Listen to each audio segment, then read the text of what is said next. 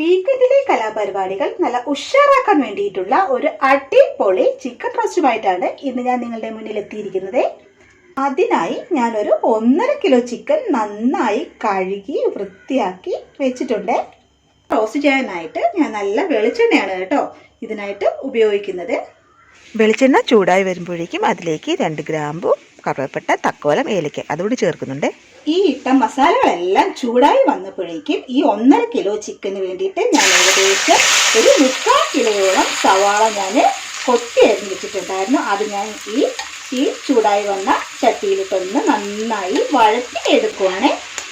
ഈ ചിക്കൻ റോസ്റ്റിൽ ഞാനിത് കറിവേപ്പില ഒട്ടും തന്നെ ഞാൻ ചേർക്കുന്നില്ല കേട്ടോ. അതിന് പകരം ഞാൻ ലാസ്റ്റ് മല്ലിയില തൂകിയാണ് ഈ ചിക്കൻ റോസ്റ്റ് തയ്യാറാക്കി എടുക്കുന്നത്. ഈ സവാള ഒന്ന് പെട്ടെന്ന് റോസ്റ്റായി കിട്ടാനായിട്ട് ഒരൽപ്പം ഉപ്പും അതിനോടൊപ്പം തന്നെ ഒരൽപ്പം മഞ്ഞൾപ്പൊടി ചേർത്ത് ഞാൻ വഴറ്റുന്നുണ്ട് കേട്ടോ. സവാള എല്ലാം നല്ലതുപോലെ ബ്രൗൺ കളർ ആയിട്ടുണ്ട്. ഇനി നമുക്ക് ഇതിലോട്ടുള്ള മസാലക്കൂട്ടുകൾ കുറേശ്ശെ നമുക്ക് ചേർത്ത് കൊടുക്കാവേ. ഞാനൊരു ഏകദേശം ഒരു 4 സ്പൂണോളം മുളക് പൊടി ഞാൻ ചേർത്ത് കൊടുക്കുന്നുണ്ട്. ഇത് വലിയ എരിവില്ലാത്തതാണ്. അവസാനം നമുക്ക് കുറച്ച് ക്രഷ്ഡ് ചില്ലി കൂടി ചേർക്കാനുണ്ട്. അതുകൊണ്ടാണ് ഞാൻ 4 സ്പൂൺ മുളക് പൊടി ചേർക്കുന്നത്. അത് കഴിഞ്ഞ് നമുക്ക് അതിനാവശ്യമായ മല്ലിപ്പൊടി, അത് ഞാൻ വളരെ കുറച്ച് മാത്രമേ ചേർക്കുന്നുള്ളൂ. ഈ ചിക്കൻ റോസ്റ്റിന് മല്ലിപ്പൊടിയുടെ ആവശ്യമില്ല. ഒരു 1.5 സ്പൂൺ മല്ലിപ്പൊടി മാത്രമേ ഞാൻ ഇതിന് ചേർക്കുന്നുള്ളൂ. അതിനോടൊപ്പം ഞാൻ ഒരു 2 സ്പൂൺ മഞ്ഞൾപ്പൊടി കൂടി ആഡ് ചെയ്ത് കൊടുക്കുന്നുണ്ട്. പിന്നീട് കുറച്ച് ഗരം മസാല ഉണ്ടല്ലോ, അതുകൂടി ഞാൻ ഇതിനോട്ട് ചേർത്ത് കൊടുക്കുന്നുണ്ട്. ഈ പൊടികളെല്ലാം നന്നായിട്ട് അതിൻ്റെ പച്ചമണം മാറുന്നത് വരെ ഒന്ന് നന്നായിട്ട് ഇളക്കി കൊടുക്കണം. ഇങ്ങനെ ഇളക്കുന്നതിനിടയിൽ ഞാൻ കുറച്ച് കുരുമുളക് പൊടി കൂടി ചേർത്ത് ഇളക്കുന്നുണ്ട്. പൊടികളുടെ പച്ചമണമെല്ലാം മാറിയതിന് ശേഷം നേരത്തെ കഴുകി വെച്ചിരുന്ന ആ 1.5 കിലോ ചിക്കൻ ഞാൻ ഈ കൂട്ടിലോട്ട് ചേർത്ത് നന്നായി അത് മിക്സ് ചെയ്യാൻ പോവുകയാണ്. ഏകദേശം ഈ മസാലക്കൂട്ട് ഞാൻ ഈ ചിക്കനിലോട്ട് നന്നായിട്ട് ചേർത്ത് കൊടുത്തിട്ടുണ്ട്. ഇനി ഇത് ഒരു 15 മിനിറ്റോളം നന്നായി അടച്ച് നമുക്ക് കുക്ക് ചെയ്യാവേ. ഇത് കുക്ക് ചെയ്യാനായിട്ട് നമ്മൾ വെക്കുന്ന സമയമുണ്ടല്ലോ, ആ 15 മിനിറ്റിനിടയിൽ ഒരു 3-4 പ്രാവശ്യമെങ്കിലും ഇതുപോലെ അടുക്കി പിടിക്കാതെ ഒന്ന് ഇളക്കി കൊടുക്കണം. ഇപ്പം തന്നെ ഏകദേശം ചിക്കനിൽ നിന്ന് വെള്ളം ഇറങ്ങി തുടങ്ങിയിട്ടുണ്ട്. അതുകൊണ്ട് ഞാനിതൊന്ന് മൂടി വെച്ച് കൊടുക്കുവാണ്. ആ 15 മിനിറ്റും ലോ ഫ്ലെയിമിൽ തന്നെ വേണം ഇത് ചിക്കൻ നന്നായിട്ട് കുക്ക് ചെയ്തെടുക്കാൻ. എൻ്റെ എല്ലാ വീഡിയോസും കാണുന്നവരുണ്ടല്ലോ, ഒന്ന് സബ്സ്ക്രൈബ് ചെയ്യുകയും ലൈക്ക് ചെയ്യുകയും കമൻറ്റ് ചെയ്യുകയും കൂടെ വേണം കേട്ടോ. ഇത് ഏകദേശം ഈർപ്പം വന്നു തുടങ്ങി. ഇപ്പം ഏകദേശം 10 മിനിറ്റോളം ആയിട്ടുണ്ട്. ഞാൻ ഒന്നുകൂടി ഇത് മൂടി വെച്ച് കൊടുക്കുവാണ്. ഇത് മൂടി ഒന്ന് തുറക്കുവാണ്. ഇത് ഇപ്പം ഏകദേശം ഒന്ന് പകുതിയോളം കുക്കായിട്ടുണ്ട്. ഇങ്ങനെ കുക്കായി വരുന്ന സമയത്താണ് കേട്ടോ ഞാൻ കുഞ്ഞുള്ളി ചേർത്ത് കൊടുക്കുന്നത്.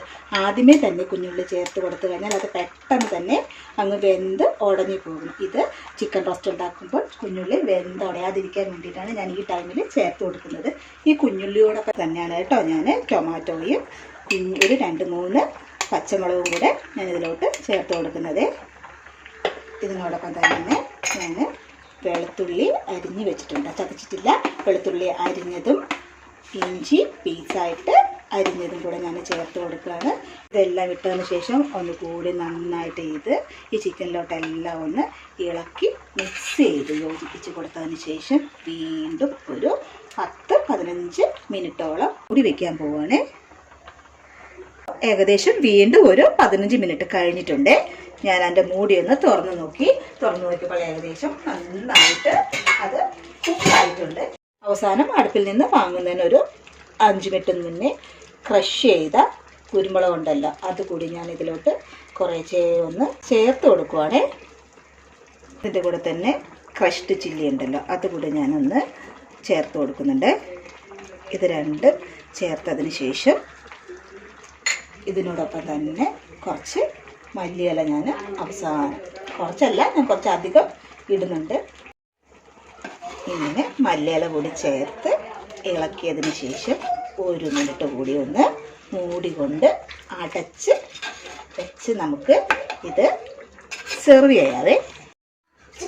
മല്ലിയില ഇട്ടതിന് ശേഷം ഒരു 2 മിനിറ്റോളം ഞാനിത് മൂടി വെച്ചു. അതിനുശേഷം ഞാൻ എൻ്റെ മൂടി ഒന്ന് തുറക്കുകയാണ്.